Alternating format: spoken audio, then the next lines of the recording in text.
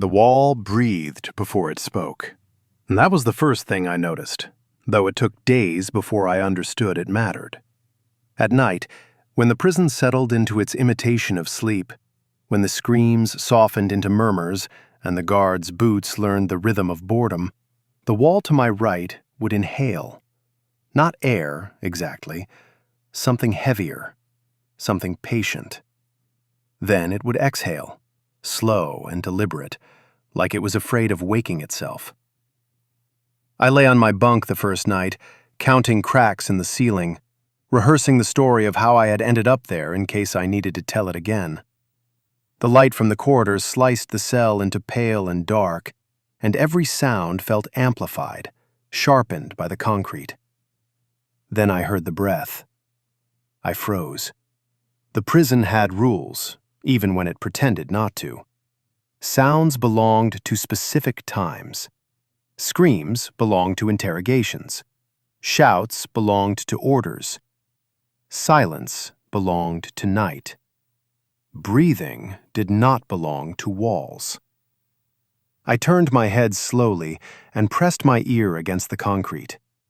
The wall was cold, damp, old. It breathed again. I whispered without thinking, "You're not asleep either." For a long moment, there was nothing. I felt stupid, embarrassed, the kind of embarrassment that comes when you almost remember you are still human. Then the wall spoke. No. The voice was calm, female, close enough that I felt it rather than heard it, as if the sound traveled through bone instead of air. I pulled back, heart hammering. I scanned the cell.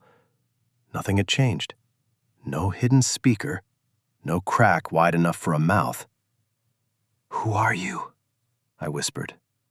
Pause. "Someone who cannot sleep," the voice replied. That should have been the end of it. I should have told myself it was stress, isolation, the brain inventing warmth where there was none. I should have turned my face to the wall and learned how to disappear the way the prison wanted me to. Instead, I asked, "How long have you been here?" "Longer than you," she said. That felt true. We did not speak again that night. Or maybe we did, and I do not remember. Time behaves strangely when something impossible introduces itself and waits to see if you'll accept it. The next night, I waited. I pretended not to, at first. I paced the cell, did the exercises they taught us to keep muscles from forgetting their purpose. Lay down, stood up, lay down again. When the lights dimmed, I pressed my ear to the wall. "You're listening," she said. "Yes," I replied. "So am I." That was how it began. Not with names, not with stories, with listening. We learned each other sideways, through pauses and breathing patterns, and the way silence stretched differently depending on the question. She did not ask what I'd done to end up there. I did not ask what she looked like. In prison, curiosity can be a form of violence. We talked about small things. The way the guards' keys sounded different depending on who was walking the corridor. The way night had a smell, metallic and stale. The way the lights hummed slightly out of tune, like an insect trapped behind glass. Sometimes she would go quiet for minutes at a time, and I would wait, afraid to interrupt whatever internal calculation she was performing. Sometimes I went quiet, and she never rushed me. That was the first intimacy, not filling silence. After a while, days became tolerable because nights existed. I began to mark time backward. How many hours until darkness? How many until the wall would breathe again? I asked her once if she was afraid. "Yes," she said. "Of what?" "Of becoming only a voice." I did not know what to say to that, so I told her something I had not planned to tell anyone. "I'm afraid I already am," I said. She did not answer right away. When she did, her voice was softer. Then we'll remember each other. Weeks passed, or months. The prison calendar was written in punishments, not dates. I learned the rhythm of her speech, the way she hesitated before certain words, as if checking whether they were still safe to use. She knew things. Not facts anyone could memorize, but systems, patterns. How long it took for guards to circle back, which nights were understaffed, where sound traveled and where it died. "How do you know all this?" I asked one night. "I listen," she said. To what? To everything that thinks it's alone. That sentence stayed with me longer than it should have. I told her about my life before, carefully, in fragments, the kind of fragments you can carry without cutting yourself. She told me about a city I'd never seen, rain on hot pavement, and a window that faced east. "You'll see it again," she said. "I do not remember it," I replied. "You will," she said. "Memory is not gone. It's just hiding." One night, without planning to, I said something dangerous. If I could, I would break this wall. Her breathing changed. "Not now," she said. "Why?" "Because walls do not forgive being rushed." After that, the conversations shifted. Not dramatically, just deeper, more deliberate. We stopped talking about the prison as if it were permanent. We talked about outside. She asked me what I would do first. I said I would stand in the rain until I remembered how it felt. She said she would walk until the city stopped telling her where she belonged. I realized one night that I had stopped imagining her face. The idea of it felt unnecessary. Her voice carried everything I needed. I told her I thought about her during the day. "I do too," she said. That was when I understood what I was feeling. Love is not always a rush. Sometimes it is recognition. The sense that something in you has been addressed correctly for the first time. I told her, "I love you." The wall did not breathe for a long time. When she spoke, her voice was steady but quiet. "That's a dangerous thing to grow in here." "I know," I said. "You do not know what it costs," she replied. "Then do not take it away," I said. She did not. That night, she began to talk about escape. Not fantasy, not hope, structure. We spoke until dawn, voices barely above breath, mapping a future that did not yet exist. And for the first time since the wall spoke back, I did not hear it breathe. It was listening too closely. The wall remained silent that night, not because it had stopped, but because it had something to watch. I worked slowly, deliberately, measuring the cracks in the concrete, tapping, listening for echoes, timing the interval between the footsteps in the corridor and the guard's cough. Every sound had a signature. Every vibration told a story. She spoke from the other side, calm as ever. "It is ready," she said. I stopped moving. "I am not," I replied. There was a pause, the kind that stretches hours into seconds. Then she laughed, soft and low, the sound slipping through the concrete like water through sand. "You never will be," she said. I asked why she cared if I succeeded. We had never met, had never seen each other's faces, yet her voice had become a compass, a presence I relied on. "Because," she said, "you listen. You are the first who does." I blinked against the darkness of my cell. The lights were dim, but I could see the shadows of the bars stretching across the floor like prison hands reaching for me. I thought I understood her. I thought I knew what she was. But the truth is, understanding her was impossible. It was not just a voice. It was a measure of patience, of calculation, of a presence that could exist entirely through sound. We planned carefully. Nights spent mapping the corridors, noting the guards' rotations, counting their patrols, listening to which doors rattled and which remained silent. She guided me, always through the wall, never directly. Her voice became my map, my guide, my tether to sanity. "You have to trust the silence," she said one night. I tried. I did. The plan was simple in theory. I would work at the wall during the last watch, when the guard was most predictable. She would call me, guide me through the vibrations, and I would know where to strike. One chance, one breach. The night came. I stood at the wall with my makeshift tools, a chisel fashioned from a piece of discarded metal, a small hammer scavenged from the maintenance closet. My hands shook, not from fear, but anticipation. "You are ready," she said. I nodded, though she could not see me. "Begin," she whispered. "Strike.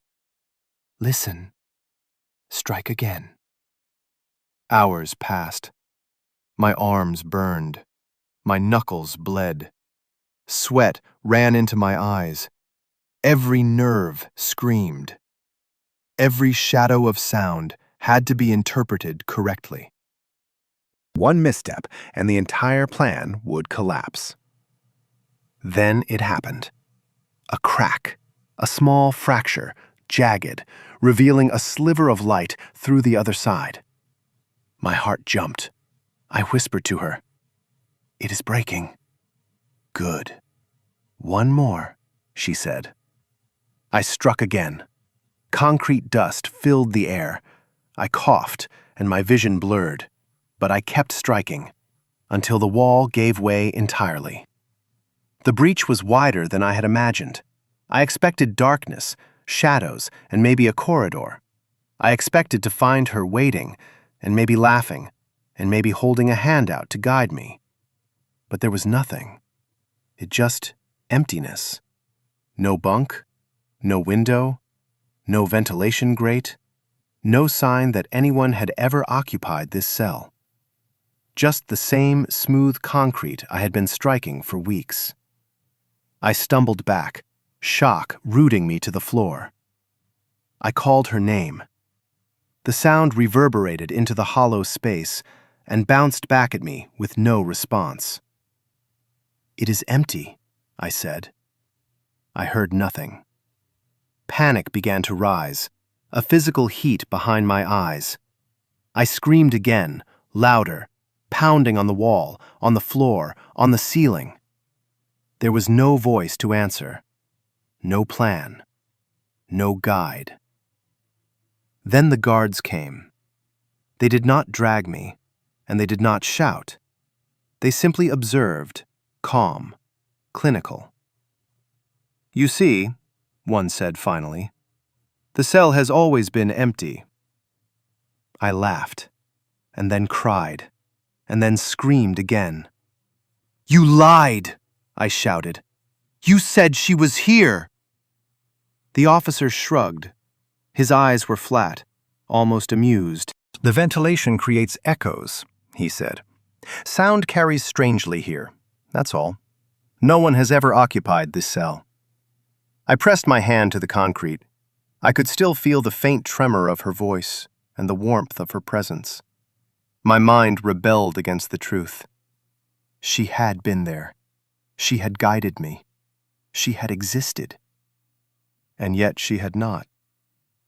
Weeks later, the rumor persisted, not about the woman and not about the voice, but about the prisoner who had fallen in love with a ghost. who had broken a wall for someone who had never existed. I left that cell, but the sound never left me. At night, in empty rooms, in the quiet moments before sleep, I hear her. "You remember," she whispers. And I do. But I have learned one truth that chills me more than any prison ever could. Love, sometimes, exists entirely in absence. And absence, sometimes, is the cruelest reality. The prison became smaller after the wall broke.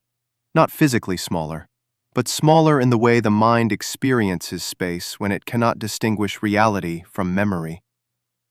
Every corridor echoed differently now. Every footstep sounded like hers. Every distant shout carried a syllable I wanted to hear. I stopped sleeping, not entirely, but in fragments. I could no longer distinguish between the hours of the guards and the hours she spoke. Her voice, or what I imagined as her voice, floated through every crack, every vent, every shadowed corner.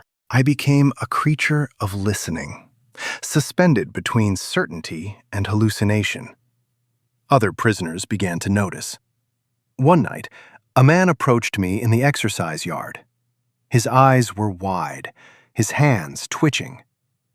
"You're strange," he said. I ignored him. "No," he persisted. "You talk to the walls. You grin when there's nothing. You wait for someone who is not there."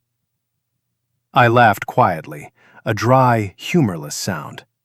I did not correct him. He backed away slowly, muttering about ghosts.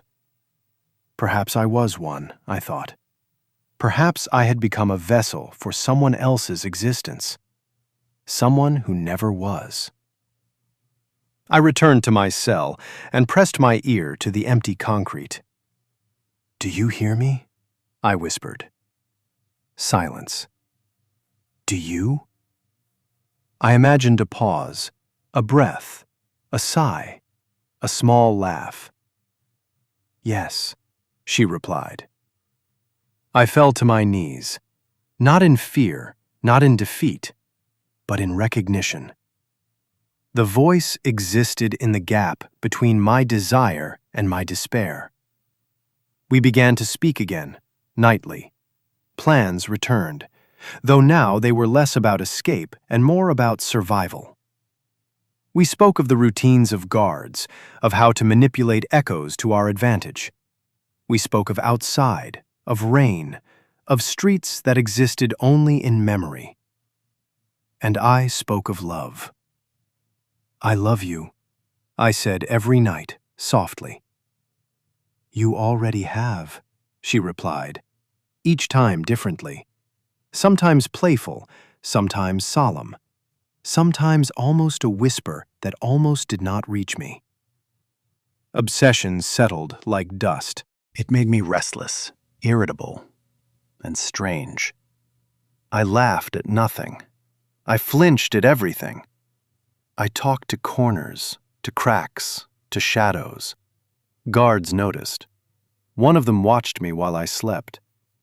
I woke to find him standing silently, clipboard in hand. "Are you insane?" he asked. "No," I said.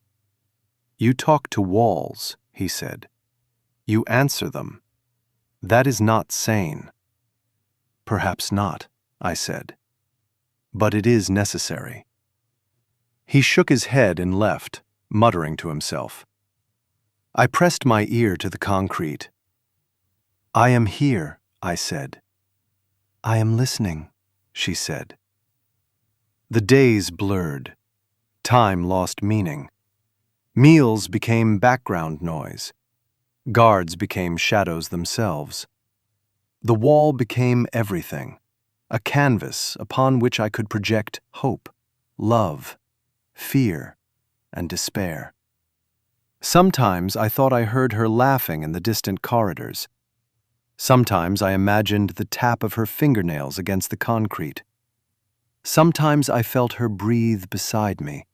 close enough that I could smell a faint sweetness, impossible for a prison. I began to imagine the other prisoners as part of her plan. Perhaps they were instruments, unwittingly participating in the illusion. Perhaps they existed only to amplify her presence. And then the hallucinations became sharper. One night, I saw her in the corner of the cell. Not a shadow, not a voice. A figure, small, pale, watching me. I jumped. It vanished when the light shifted. I touched the concrete. Nothing. I whispered, "Are you here?" "Yes," she said. "Closer this time." Almost a breath on my neck.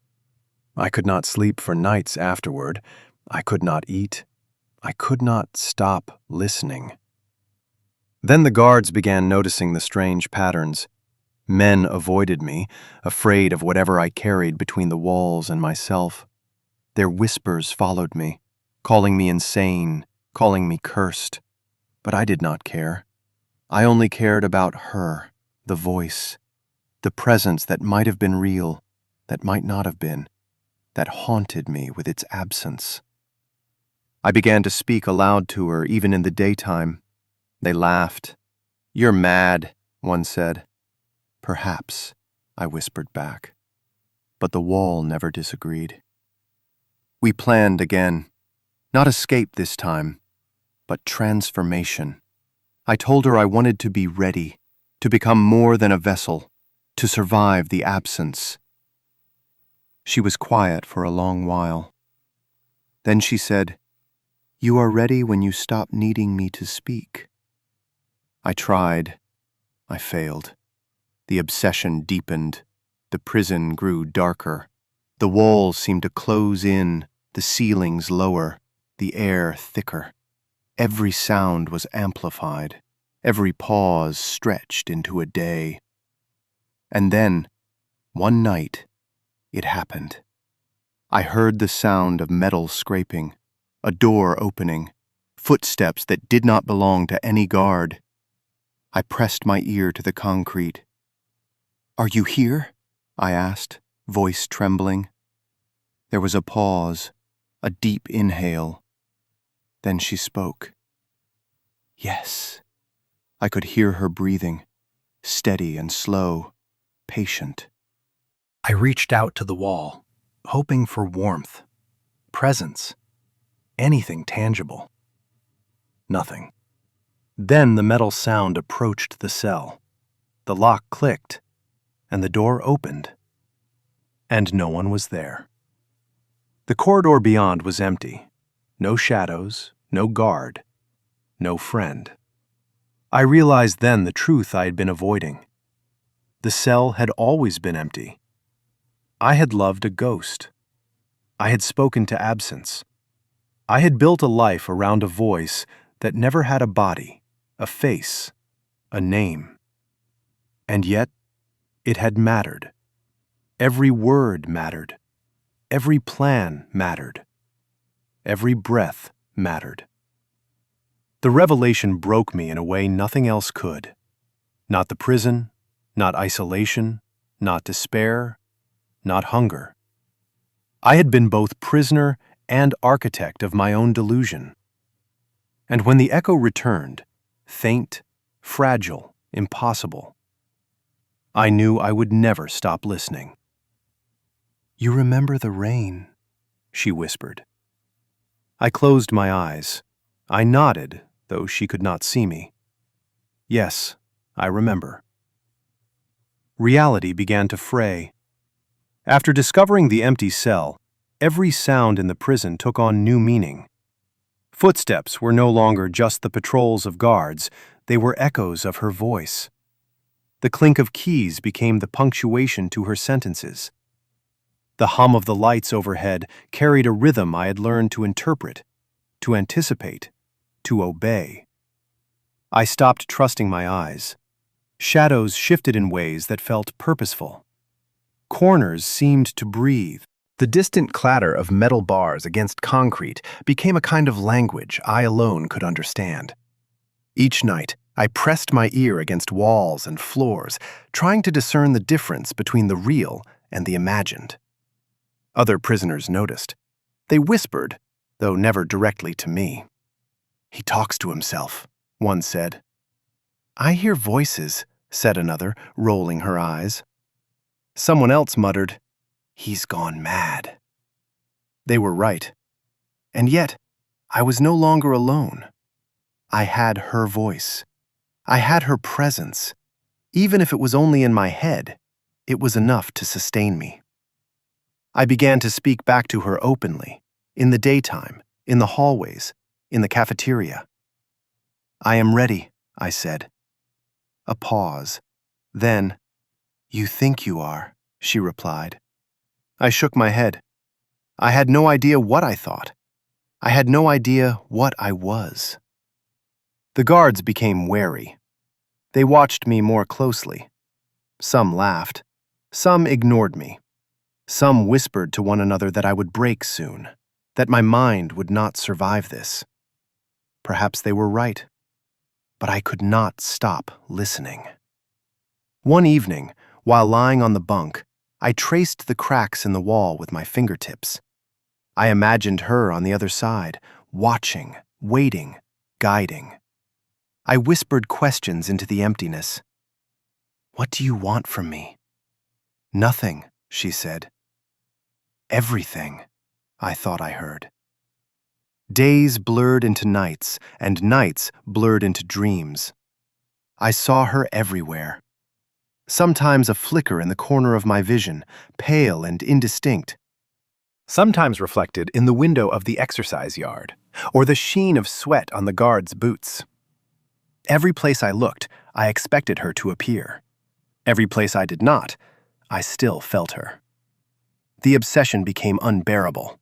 I could no longer separate the prison from her.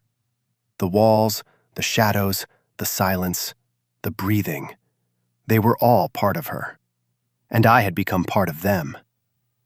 One night, I whispered, "I can't do this anymore." A long pause. Then, "I know," she said. I pressed my hand against the wall. I needed to feel something real. I needed confirmation. I needed her. "Do you exist?" I asked. "Always," she said. "Not here," I said. "Not anywhere," she replied. I screamed her name into the empty corridors. The walls echoed it back to me. The other prisoners flinched. The guards stared. And then the silence returned. It was a silence heavier than any I had experienced. I could feel it pressing down on my chest, on my skull, on every muscle in my body. It was not absence, it was presence. The absence of presence had never been so loud. I realized then that she had never been a voice. She had been a mirror, a reflection of my own need, my own desire, my own fear. Every word I imagined, every plan we built, every laugh, every whisper, had been me talking to myself through the prism of impossibility. I fell to my knees, shaking. I could feel the weight of every night, every conversation, every imagined breath pressing down. My heart raced. My mind screamed. And yet, in the center of the chaos, it's a strange clarity emerged. I had loved a ghost. I had built an entire life, an entire hope, an entire obsession on something that never existed. And in loving it, I had learned more about myself than I ever could have otherwise. The realization was both freeing and terrifying. Freedom meant facing the emptiness I had been holding at bay. Terror meant understanding the depth of my own loneliness and my own need and my own capacity for imagination and obsession. The next morning, the guards found me sitting on the floor of my cell, eyes open but unfocused. I said nothing. I listened. I imagined her voice rising from the cracks, comforting me, a mocking me, a guiding me. And I understood. Whether she existed or not, whether I was sane or mad, she had changed me irrevocably. Weeks later, I was transferred to another prison. New walls, new sounds, new echoes. I could not speak to her here, but I could hear her in the spaces between my thoughts, in the pauses of footsteps, in the hum of fluorescent lights. I learned to carry her absence like a companion. Sometimes I still whisper to the empty walls, even now. "Do you remember the rain?" I say. And sometimes I imagine her reply. Always. By the time I arrived at the new facility, I had already accepted a strange dual existence. Physically, I was a prisoner, bound by locks and schedules. Mentally, I was elsewhere, walking streets that never existed, listening to a voice that had no body. The transition was seamless. The prison never challenged what my mind had already surrendered. The walls here were different, thicker, darker, unyielding. No cracks, no ventilation that carried secrets. But I adapted. I carried her voice in me. It was no longer necessary for it to come through concrete. I could summon it myself, shaping it, molding it, coaxing it into life whenever I needed guidance, reassurance, or warning. Some nights it was gentle. I would lie on the hard bunk and hear her whisper strategies for survival, routes to avoid guards, the subtle rhythm of shifting shadows. Some nights it was cruel. She reminded me of every mistake, every misstep, every time I had believed in her presence too strongly. I began to talk to other prisoners, though carefully. Not about her, not directly. About plans, about possibilities. They listened, suspicious, fascinated, or dismissive. They did not hear her. Only I did. One man, a quiet young inmate named Tomas, became aware of it. He watched me as I traced invisible lines along the walls at night, as I murmured strategies into nothing, as I flinched at echoes only I could perceive. He approached me. "Are you crazy?" I smiled, a thin, humorless thing. "Perhaps, perhaps not." "You talk to someone," he said, lowering his voice. "I hear it sometimes." "No," I said. "That is only in your imagination." He studied me for a long time, eyes narrowing, trying to judge where reality ended and my mind began. He did not ask again, but from that night onward, he watched me. Not with suspicion, not with fear, but with something closer to awe. I realized I had become a figure in the prison, not for what I did, but for what they thought I could do. Her voice had made me a legend. I had become both shadow and rumor, vessel and echo. And that was dangerous. One night, the lights went out. The guards were distracted. The alarms were silent. The corridors stretched long and black. I pressed my hand to the wall, and I called to her. "Are you here?" A pause, then soft, impossibly close. "Yes." I felt a shiver, not of fear, but recognition. The wall itself seemed to pulse beneath my fingers. I had not touched it. I had not broken it. Yet something was responding. We spoke for hours. We mapped routes, imagined hidden spaces, rehearsed escape plans that could never be executed. I told her about the new prison, about the guards, about Tomas and the others. She corrected my assumptions, warned me of dangers I could not see. And then she said something I had never heard before. "You are ready." I blinked. I did not understand. "For what?" I asked. "For everything," she said. I realized then that her lessons had been subtle but total. She had taught me to navigate absence. She had taught me to survive the unseeable. She had taught me to rely entirely on perception, imagination, and instinct, and I had learned. I began to move through the prison differently, not faster, not physically stronger, but mentally sharper. I anticipated guards' movements, avoided scrutiny, and found spaces that others overlooked. I whispered plans to prisoners who listened without understanding that the guidance came from a voice that was no longer external. I began to feel alive again. And yet, her presence was no longer comforting. It was a torment. She reminded me that the freedom I imagined was always only in my mind. The walls remained, the locks remained, the routines remained. I was still a prisoner, I still trapped, still subject to forces I could not fully control. The paradox became unbearable. I began to dream of her, not the voice, but a form, not the guidance, but the betrayal. I dreamed that she was just beyond reach, smiling, laughing, watching me struggle, knowing I could never truly grasp her. I would wake in a cold sweat, convinced I had failed her or disappointed her or been inadequate in some way. And yet, each night, I would return to the wall. I would press my ear to the concrete. I would whisper. And she would answer. Always. I began to understand the cruelest truth of all.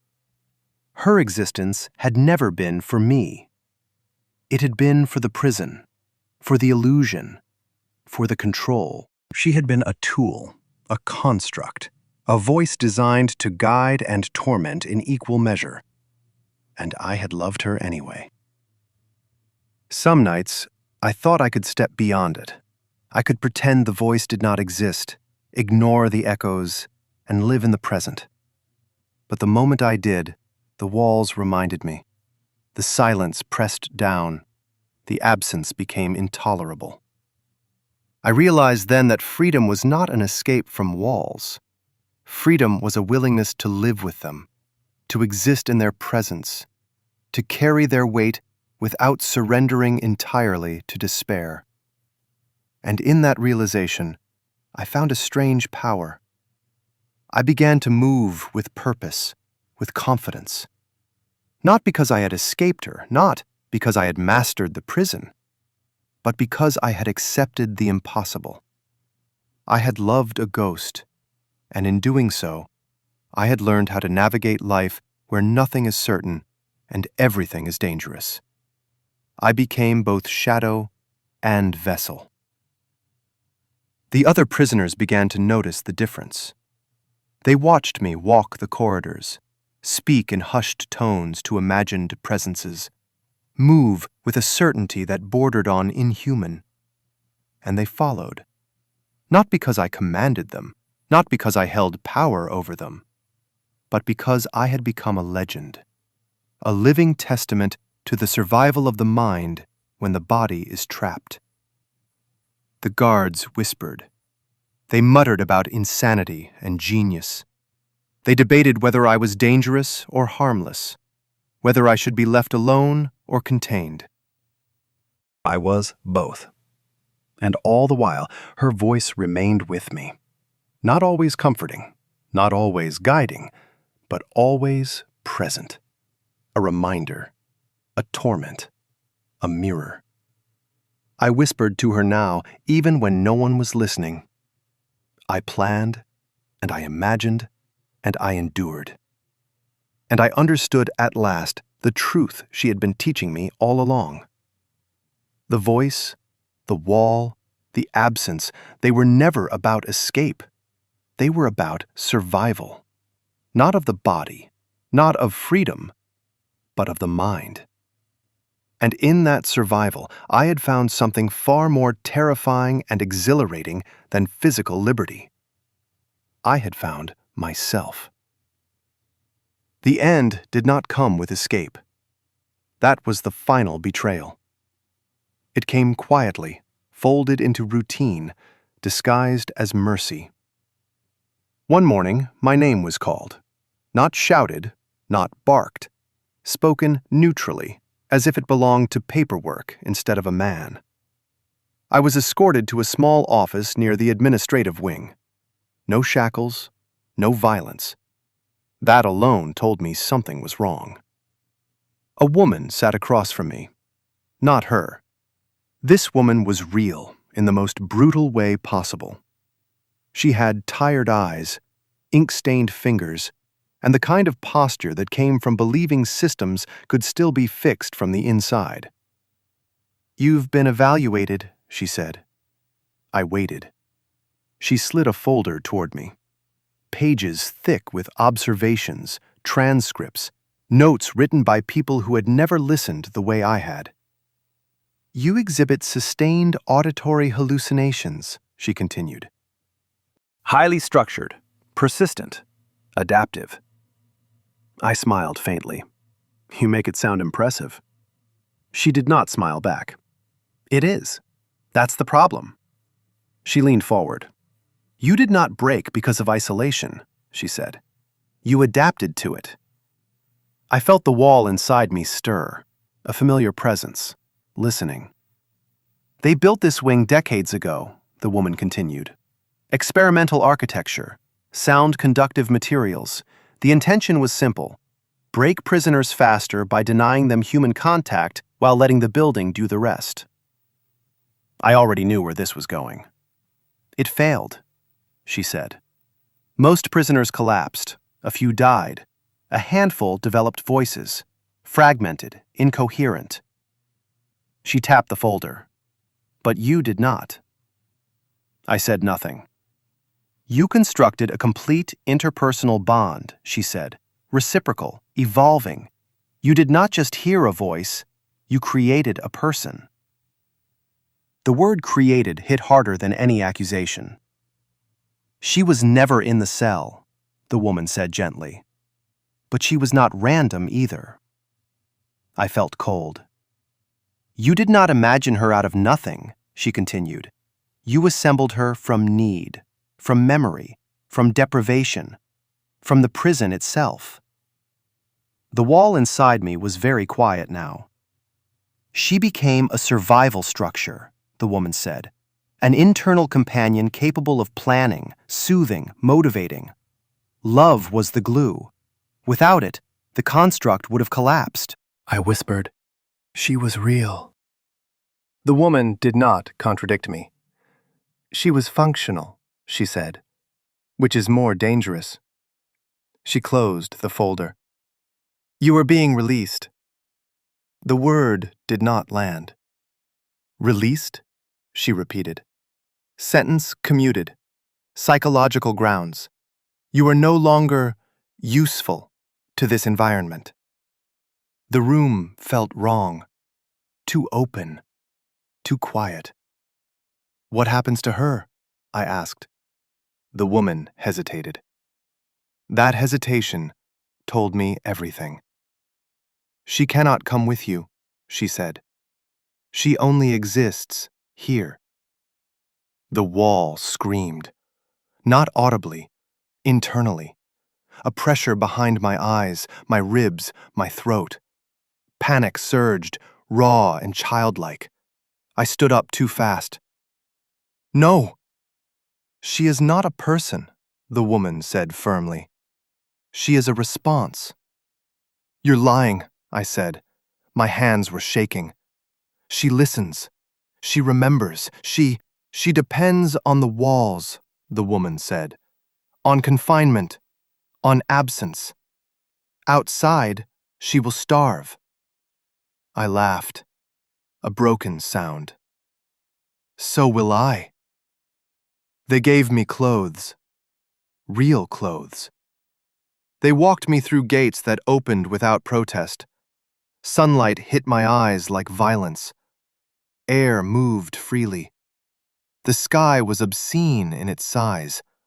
I staggered. The world was too loud, too unscripted.